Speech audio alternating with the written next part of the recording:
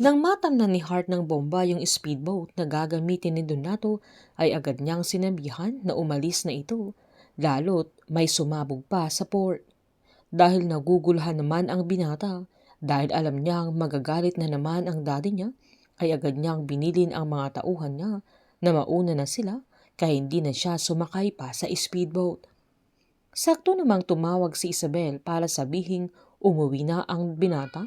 na agad namang tumanggi si Donato dahil sa pagsabog sa port, na agad sinabihan ng mami niya na ayaw niyang mapahamak siya,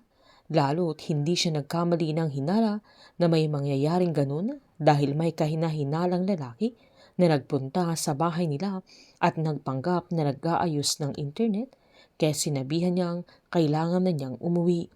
Nang itawag ng isang lalaki kay Hart na nakaalis na sila Donato, ay agad niyang inactivate yung bomba, kaya masaya ito nang sumabog, lalo't kitang-kita niya yung apoy sa gitna ng dagat.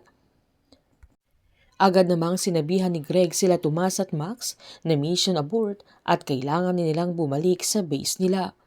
Sinabihan ni Tomas na pupuntahan niya sila Andres, pero sinigawan siya ni Greg na kailangan na niyang umalis sa base. Agad tinawagan ni Hart yung mami niya upang sabihin maibabalik na nila lahat ng makinuha ni Timor sa kanila at mabibigyan na nila ng hustisya yung pagkamatay ng daddy niya. Gulat na gulat ang dalaga nang dumating si Donato na galit kung saan sinumbat niya na bakit sumabog yung speedboat niya, na nagpalusot naman si Hart na andoon siya para i-check kung nakalayo na si Donato ng maayos, na agad namang pinamukha ng binata na siya ang head ng security, pero bakit nangyari yun na hindi niya ginagawa ng maayos yung trabaho niya, sabay umalis na ito, kaya nataranta na si Hart dahil pumalpak yung plano niya dahil buhay na buhay pa si Donato. Habang palutang-lutang naman sila JB kung saan sa panaginip niya ay kasama niya ang daddy niya na pareho silang nakahawak sa motor, kung saan binaliktad niya yung necklace na binigay sa kanya ng daddy niya dahil nakasurvive na siya sa Navy training, kaya masayang masaya ang ama niya, hanggang magkamalay na ito ay ginawa niya ang lahat para makalangoy, na agad niyang nakita sila Andres at Miguel na palutang-lutang, kaya agad niya silang hinila at nilagay muna niya si Andres sa lumulutang na parte ng speedboat. Sakto namang dumating si Greg para i-rescue sila, kaya agad-agad nilang sinakay sila Andres at Miguel na wala pa silang malay sa mga sandaling yan, kung saan medyo natakot din si Greg dahil ang akala niya ay lahat sila ay napuruhan ng sumabog yung speedboat na yun sana ang sasakyan ni Donato. Habang galit na galit naman si Timor nang tawagan niya si Donato dahil sa sumabog sa port, na giniit nitong hindi siya nagkulang sa mga detalye ng paulit-ulit niyang pagpapaalala sa binata. Takot naman si Donato, sabay pinaliwanag niyang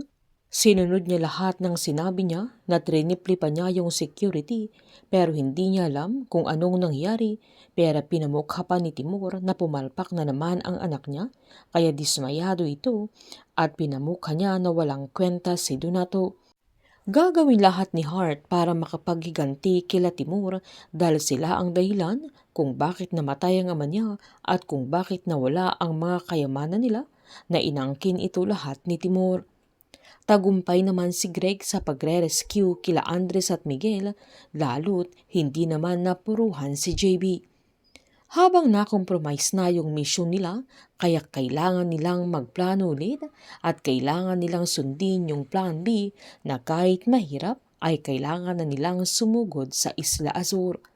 Painit ng painit ang mga tagpo, sabay-sabay po nating subaybayan ang advance episode ng Incognito dito lamang po sa aking channel. Patuloy lamang po manood at mag-subscribe para ma-update po kayo sa mga susunod na episode. Marami pong salamat.